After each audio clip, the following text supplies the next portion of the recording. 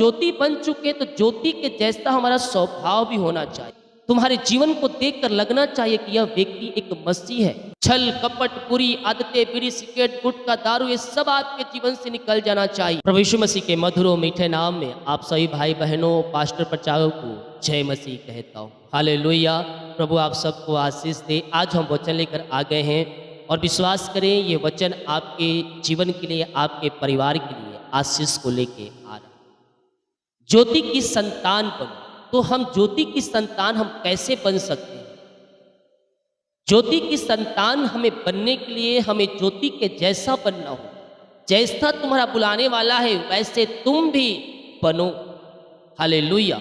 यीशु का स्वभाव हमारे अंदर झलकना चाहिए। एक क्षेत्र में नहीं बल्कि हर एक क्षेत्रों में उसका स्वभाव हमारे अंदर झलकना चाहिए।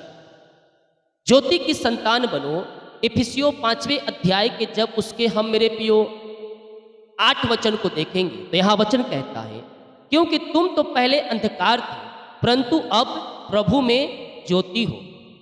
पहले तुम अंधकार के संतान थे, अंधकार में जीवन जी रहे, शैतान के चलाए चले आप कार्य करते थे और शैतान के चालों पर आप चलते थे, लेकिन अब तुम प्रभु में एक नई ज्योति हो। तो हम ज्योति बन चुके तो ज्योति के जैसा हमारा स्वभाव भी होना चाहिए। तो क्या कहता है, क्योंकि तुम तो पहले अंधकार थे परंतु अब प्रभु में ज्योति हो, अतः ज्योति की संतान के समान चलो। ज्योति के संतान के समान अब हमें क्या करना है? जीवन जीना है। तुम्हारे जीवन को देखकर लगना चाहिए कि यह व्यक्ति एक मसीह है। हालेलुया।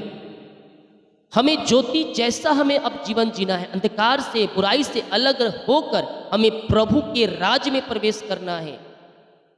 छल कपट बुरी आदतें बीड़ी सिगरेट गुटखा दारू ये सब आपके जीवन से निकल जाना चाहिए। हालेलुया। आत्मा का 9 फल आपके अंदर होना चाहिए, तब हम ज्योति की संतान हम बन पाएंगे और उसके जैसा हम कर पाएंगे।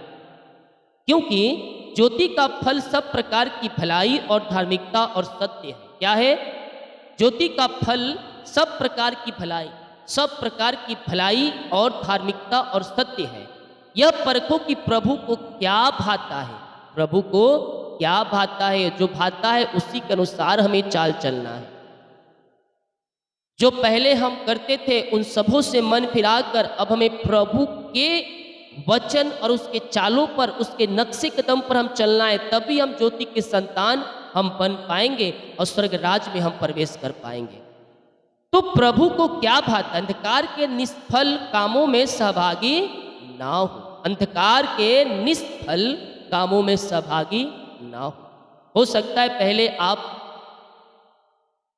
दारू बीड़ी सिगरेट गुटखा पीते हो, लेकिन अब उससे अलग रहना है और उसमें सहभागिता भी नहीं होना है। मतलब अपने ऑफिस से 4 लोग निकले और उसमें से 3 लोग बीड़ी सिगरेट गुटखा पिएंगे ठेले पर खड़े होकर और आप नहीं पिएंगे, आप उनके साथ खड़े रहेंगे, तो आप भी उसमें क्या किए? सहभागिता हो गए। तो आपको क्या करना है? थोड़ी देर आगे रुकना है, आपको उनके साथ नहीं रहना है। रुकना जरूरी है तो रुके, नहीं तो वहां से निकल जाए। हालेलुया। अब शैतान के कार्यों में अब आपको सहभागिता नहीं रहना है उसमें, अब उनसे अलग होना है, क्योंकि आप अब ज्योति की संतान बन चुके हो। पापों से मन फिराना है और प्रभु के पीछे चलना है। अंधकार के निष्फल कामों में सहभागी ना हो, वरन उन पर उल्हाना दो, क्योंकि उनके गुप्त कामों की चर्चा की लज्जा की बात है, पर जितने कामों का उल्हाना दिया जाता है वे सब ज्योति से प्रकट होते हैं। अब जो पापों में जीवन जी रहे हैं, अब तो हम पापों से आजाद हो चुके हैं, अब हम प्रभु के राज में प्रवेश कर चुके हैं, ज्योति के संतान बन चुके हैं। अगर आपके साथ रहने वाले लोग अंधकार में जीवन जी रहे हैं, दारू बीड़ी सिगरेट गुटखा पी रहे हैं, तो उन्हें आप कहें कि यह मत पी, यह तेरे जीवन के लिए हानिकारक है और ये तुझे नरक के आग में धकेल देगा। उस समय उनको लगे कि ये बीड़ी सिगरेट मुझे नरक के आग में कैसे धकेल जाएगा, लेकिन आप उन्हें धीरे धीरे इन बातों को एहसास दिलाएं, क्योंकि कहता है पर जितने कामों पर उल्हाना दिया जाता है वे सब ज्योति से प्रकट होते हैं, क्योंकि वे सब कुछ तो प्रकट करता है और वह ज्योति है। इन कहानियां कहता है, हे सोने वालों जाग और मुर्दों में से जी उठे, तो मसीह की ज्योति तुझ पर चमकेगी। मसीह की ज्योति तुझ पर चमकेगी। कब चमकेगी? जब तुम पापों से, गुनाहों से मन को फिराओगे और हर एक बुरे कामों से अलग रहोगे, तो ज्योति की संतान बनोगे और मसीह की ज्योति तुम पर चमकेगी। इसलिए ध्यान से देखो कि कैसी चाल चलते हो। हालेलुया। इसीलिए ध्यान से देखो कि कैसी चाल चलते हो। निर्बुद्धियों के समान नहीं, पर बुद्धिमान के समान चलो। अब मसीह में आए तो आपको मसीह का ज्ञान आपको प्राप्त हो चुका है, तो अब बुद्धिमानों के समान चाल चलो। अवसर को बहुमूल्य समझो, क्योंकि दिन बुरे हैं। अवसर को बहुमूल्य समझना, यह अवसर हमें मिला है, प्रभु ने दिया है, तो उसे हमें बहुतायत से उपयोग करना है, क्योंकि दिन बुरे हैं। शैतान पूरे सृष्टि पर, पूरी पृथ्वी पर अपना कब्जा कर लिया है। हालेलुया। इसलिए दिन बुरे हैं। अवसर आपको प्रभु ने दिया है उसे बताने का, उसे मन को फिराने का, उसे हम बताएं और खुद भी हम पापों से दूर रहें और प्रभु के ज्योति में हम चलें। हालेलुया। दाखरस के मत वाले ना बनो। दाखरस जो दारू मदिरा पीते हैं, अब बोलेंगे मैं तो डेली नहीं पीता हूँ, मैं हफ्ते में एक ही बार पीता हूँ, शनिवार या संडे को घर लाकर पीता हूँ, बाहर में नहीं पीता हूँ, दंगई नहीं मचाता हूँ, आराम से पीता हूँ। आप जिस प्रकार से पिए पिए, तो पाप तो किए ना। हालेलुया। आप बोलते मैं घर में लाकर आराम से एक कमरे में पीता हूँ, कोई देखता नहीं है मुझे। कोई देखे या ना देखे इसका कोई ये नहीं है, परमेश्वर आपको देख रहा है। सबसे बड़ी बात वही है। मनुष्यों से हम छुपा सकते हैं, परमेश्वर से कोई बातें नहीं छिप सकती। हालेलुया।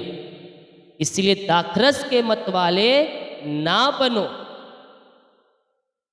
प्रभु को क्या भाता है, प्रभु क्या चाहता है, हम उसके पीछे चलें। हफ्ता में एक ही बार आप पी रहे हैं, महीना में एक ही बार पी रहे हैं, पाप कर रहे हैं, प्रभु की उपस्थिति से आप गिर गए। हालेलुया।